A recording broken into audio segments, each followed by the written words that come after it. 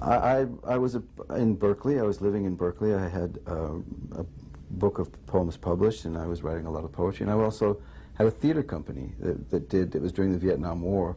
And we were doing a ritual theater that was basically kind of Tibetan Buddhist in texture, where we painted our faces and waved our hands and had an orchestra of gongs and horns and bells and things like that. And I wrote the texts and had this theater company of artists and people of like mind, and we were presenting things for free out at night and had quite a nice following. Well, that collapsed, and I was sort of biding my time for about 6 months, writing out my poetry manuscripts and typing them up. And I got a telephone call from a man who had seen a write-up about our theater in a Rolling Stone magazine. And he was a Muslim, an Englishman, and he came from Morocco, where he'd heard about us, and came and visited us. He had a job in Hollywood for a short while that actually fell through, and he wanted to meet me. So we met in Berkeley, and he was an extraordinary gentleman and told all about Islam and about the Prophet ﷺ and the beauty of Islam, and I became a Muslim as a result of that, with a few other people as well, 2 or 3 other people as well.